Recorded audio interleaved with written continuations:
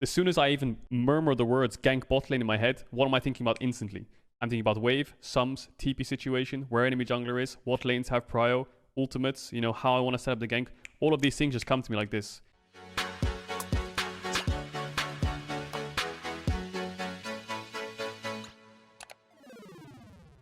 I'm going to show you guys the snowball effect, okay? So I'll try to break it down as simple as possible, but I'll show you guys the snowball effect, okay? So let's look at this, okay? Let's look at this situation. Let's have a look at the map, okay? So Lee Sin solo started, yeah.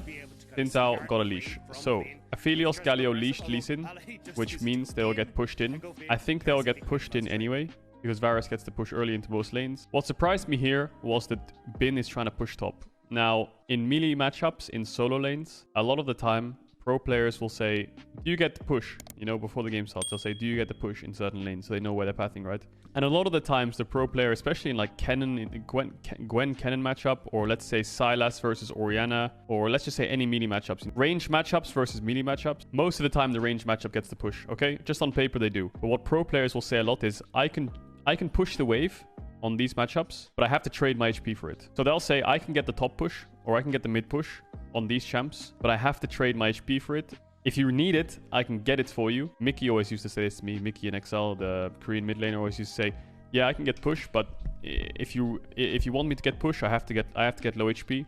So keep that in mind, okay? You can sacrifice your HP like Bin does, just get the push, right? He's going to lose the trades, but he's going to hit the creep, so he's going to push him in. A lot happens in these 5 minutes that maybe you guys don't think about. All we're going to talk about is opportunities that could have happened and the first blood. But we're going to talk about a lot of stuff. This is what the pro players are thinking about, but they're not thinking about this actively. They know this subconsciously, okay? Bin. Let's start with Bin, okay? His jungler started top side. What does Bin want to do?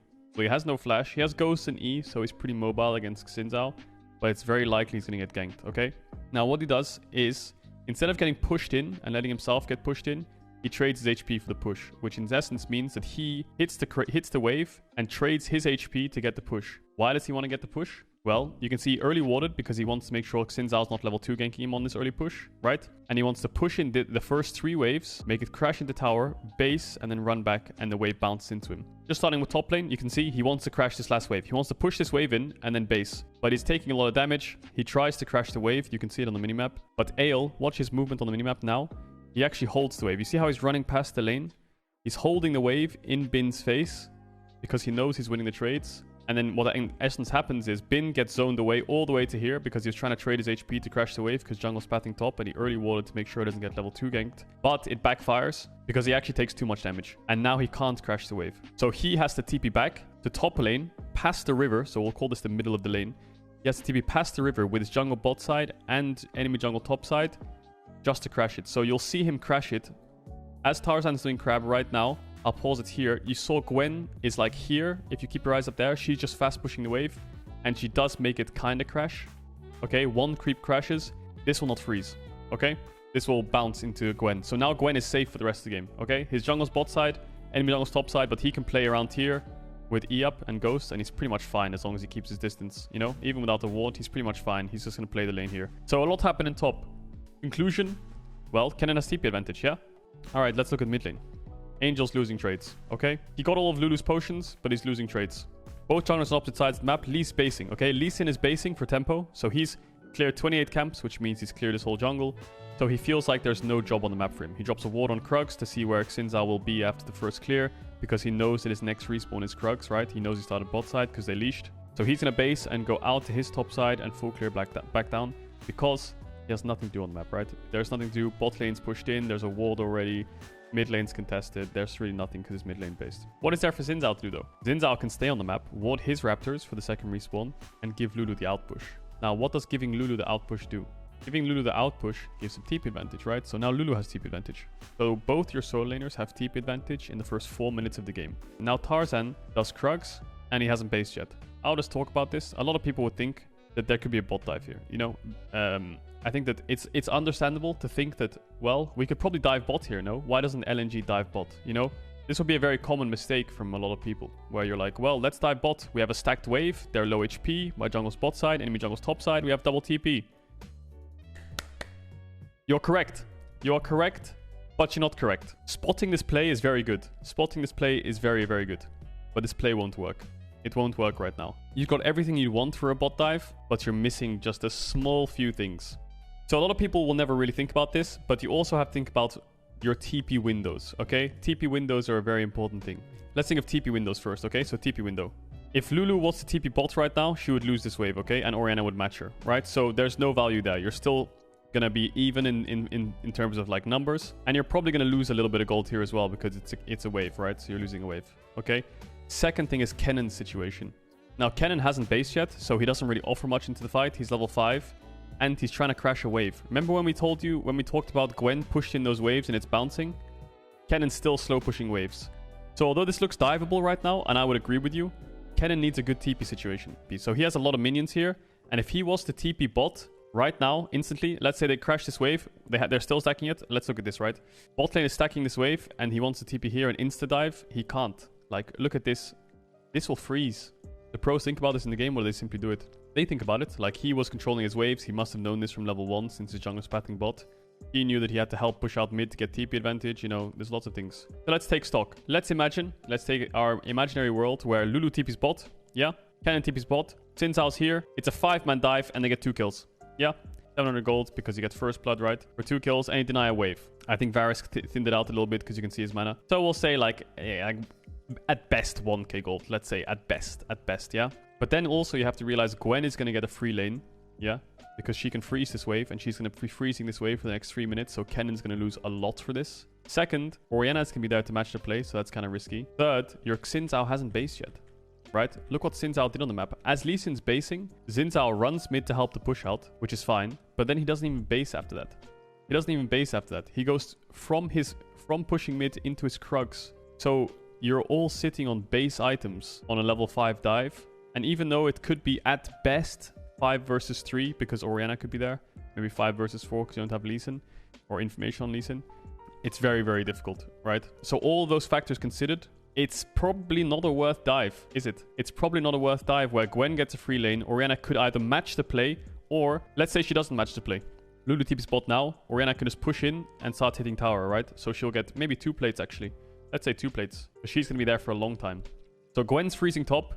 Orianna pushes in and gets 2 plates. Lulu and Kennen lose out on waves, and the whole crashing wave and the catch of wave and plates is shared between 5 members. And you lost both your TPs. Not the best, right? But what actually do they do? Let's think about what they do. Let's keep our eye on what they do instead. So Aphelios, Galio, they stack the wave. Okay, you'll see here. And then they'll back off because they know that they have to catch this wave, right? Varus, Leona can't really chase them down. They have to catch a massive wave. Just going back, if Kennen's wave is like this, for example, I talked about TP windows. If Kennen's wave's like this, of course he can TP. Like, top lane best TP timer right now is right now. Kennen could TP, right? In base, bought items, top wave crashed. You know, he has 1 minute on the map. He could run mid, dance for 10 seconds, run top, and he'd be in time for his wave, you know? So he has perfect timing for TP right now. So anyway, back to the point. They crash a really big wave, and Galio bases. What does that mean? Well, Leona Varus have to push the next wave, and then they can base. They can't catch a wave in base, because then the wave... If you catch a wave on a tower, right? You catch a wave on a tower, and then you base, it's very likely that your wave's pushing away from you when you get back. So basically what you want to do is, if you ever get pushed in on a stacked wave, you want to catch the whole wave and then push the next one in base, okay? So you force the enemy to catch a wave, and by the time you're back, it's even again. You can't just base on a wave that's pushed into your tower after you kill it, because then your wave will bounce, and it's terrible. So Varus Leon has to push out bot.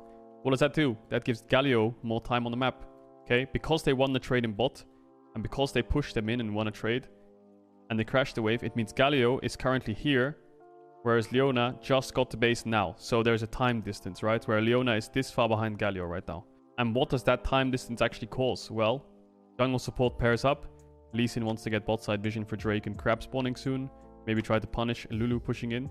He's impatient and doesn't wait for his support. And boom, here comes the time distance. There's the time distance right there. That's the crashing wave and base from bot, and that's the tempo. That's the definition of tempo right there. If you ever wonder what tempo is, that is the example of tempo. What Galio will say is, I am in tempo heaven right now. Leona is fucking hard stuck in lane. I am in tempo fucking heaven. I can do whatever I want. Because Aphelios is going to catch this wave, right? He's going to catch this wave. He's not under any pressure. They can't dive him 2v1. They haven't even based yet, and he has all sums up, and they don't even know where Galio or Xin Zhao is. So, and they have double TP. So it's impossible to force onto this Aphelios. He's fine. So I'm in tempo heaven. I can run here. I could even run up here if I wanted to, but he's going to go with his jungler. And this is the definition of tempo advantage right here. Support has tempo, care mid. So in pro play, if you ever want to know what tempo is, a very baseline definition of tempo, there it is. I have tempo. Tempo means that you are not going to lose out on the map anywhere, in a sense. So like, for example, here, the Aphelios is going to be fine, and you're ahead of your enemy roll, right? So let's talk about tempo in a different context, okay? Let's talk about tempo here, right here. Okay, so remember when Lee Sin warded the Krugs earlier on? Now Xin Zhao is spotted. Lee Sin and Xin Zhao are both on their second camp respawn. They both started red, and they're both now currently on their Krugs respawn, yeah? What's the difference? Well, Lee Sin's based, and Xin Zhao hasn't. Therefore, what does that mean? Means Lee Sin has tempo over Xin Zhao. He's in tempo over Xin Zhao. Now, why is that? Because Xin Zhao used his tempo that he could have matched with Lee Sin to base at the same time, but instead he used his tempo to make a play. What play did he do with his tempo? He pushed out mid. What did pushing out mid help with Lulu? Because right now, if Xin Zhao's not here, Orianna will TP back right here. Lulu will have to back off with no mana and she'll be forced to TP back even lane. What does he use his tempo for? He uses it to give a push out. What does the push out do? It gives TP advantage. Okay, so that's Lee Sin's play. So now Lee Sin is up in tempo because Xin Zhao wasted time mid. Or I won't say wasted because it was good usage of time. But now he has tempo advantage. Okay? That's another definition of tempo right there.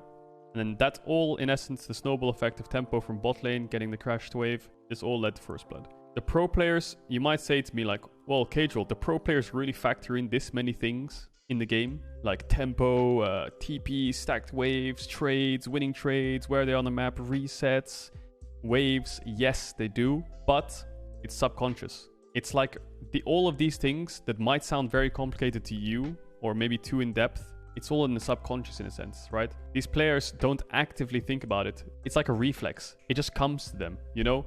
Like if I, for example, as a jungler, want to gank bot lane, as soon as I even murmur the words gank bot lane in my head, what am I thinking about instantly? I'm thinking about wave, sums, TP situation, where enemy jungler is, what lanes have prio, ultimates, you know, how I want to set up the gank.